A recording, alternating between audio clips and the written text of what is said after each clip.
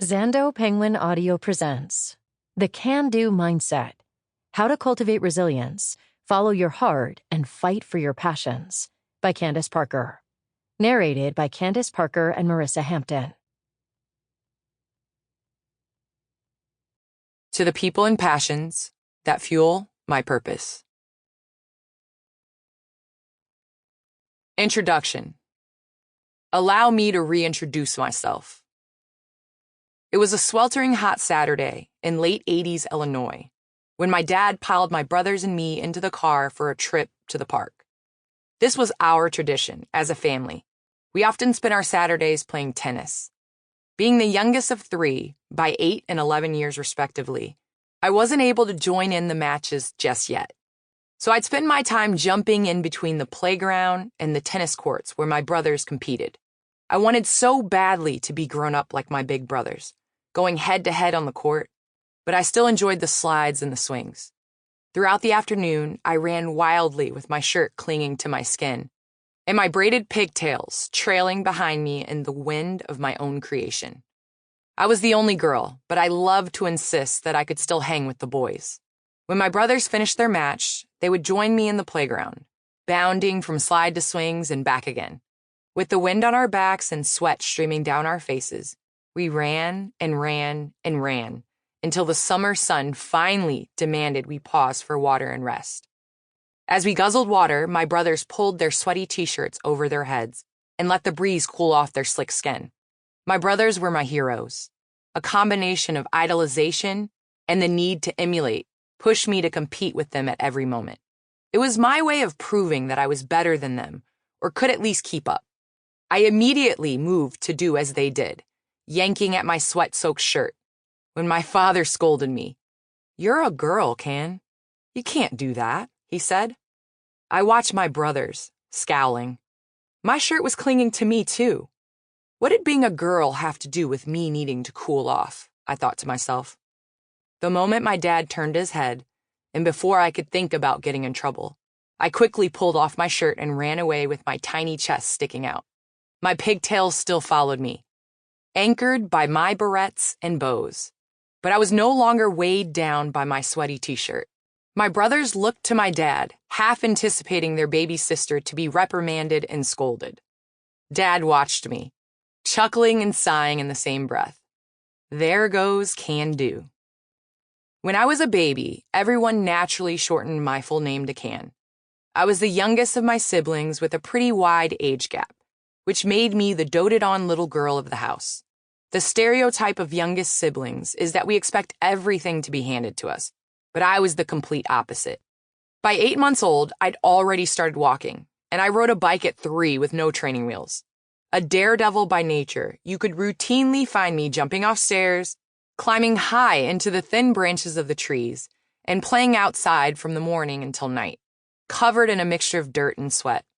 My stubborn independent streak would flare any time someone told me no, and my blood would boil if they dared tell me I couldn't do something. By the time I was 2 years old, my mom extended my nickname from Can to Can Do. My nickname made me feel invincible. It was my secret superpower. Can Do got me through everything. Learning to tie my shoes, countless tests, being the tallest kid in class, big games, and devastating setbacks. Every time I heard someone saying, "Girls can't do that," I heard my mom saying, "Can do. Yes, you can."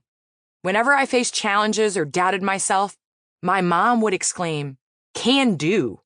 When I felt overwhelmed by the shadow cast over me by my brothers and how amazing they were at everything they did, my mom would whisper, "Can do."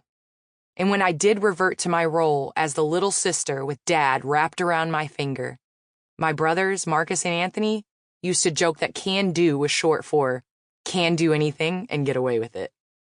Can Do has never been about success or failure, but about believing in my abilities and having the confidence and courage to do.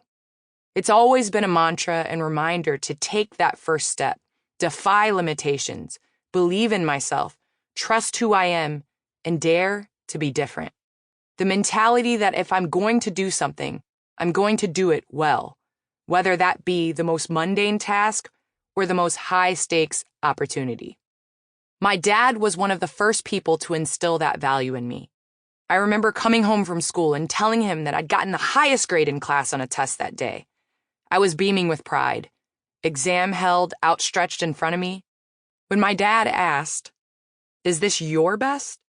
I couldn't believe it. He must not have heard what I'd said or seen the grade. It was an A, and no one else in the class had done better. But my dad didn't care about everybody else and how they did. He didn't want me to be sidetracked by that either. The moment you start measuring your finish line against others, you've already lost, my dad told me. There might be days where I'm not the top of the class and other days where I'm running circles around my peers. The only thing that mattered on both those days was whether I'd done my personal best, properly prepared, and put in the maximum effort I could have. No matter where I landed, that should be enough for me. But if I was in an environment where doing better than others didn't demand the best I had to give, I owed it to myself to give consistent effort, rain or shine, win or lose, crowd or empty bleachers. I needed to constantly be seeking areas for improvement and ways to continue getting better, no matter the result.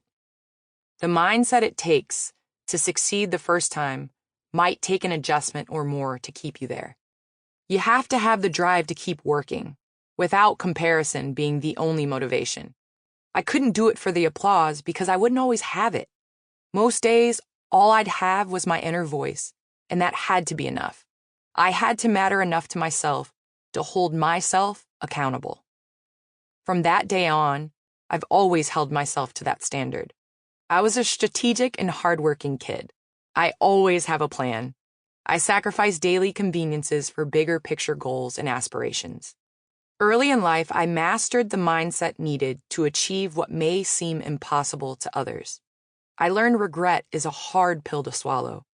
I've gone after what I've wanted relentlessly, and any opportunity that didn't come my way wasn't because I lacked work ethic or commitment. My family nickname had evolved from positive self-talk into a way to actualize the lifestyle I desired. A nickname that motivated me turned into an acronym that would do the same, with even greater specificity on the how.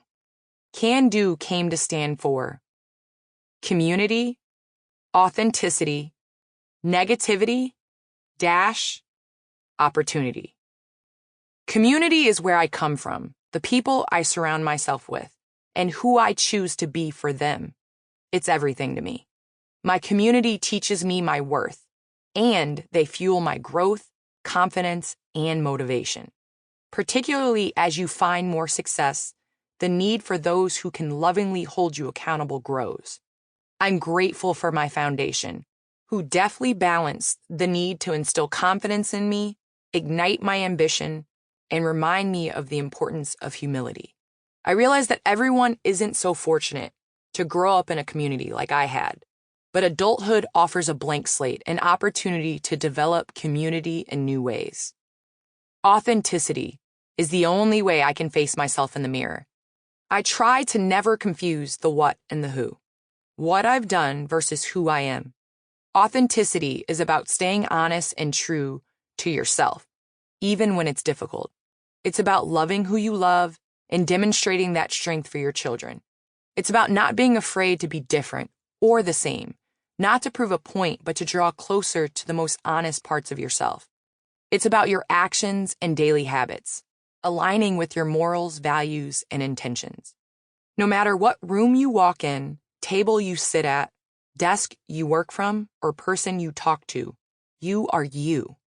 It's about staying humble and human, being honest about your missteps and true to your word. It's about realizing that just because no one has done something before doesn't mean it can't be done, especially if you feel in your bones that it's possible for you. And it's about, at the end of the day, hanging your hat on the work you've done and not the credit you receive or people's opinions.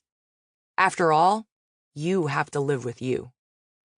Negativity is a part of life, and I think people are scared of it. But the truth is, adversity builds and reveals character, and it's necessary. The greats are defined by what they choose to do after adversity. Sample complete. Ready to continue?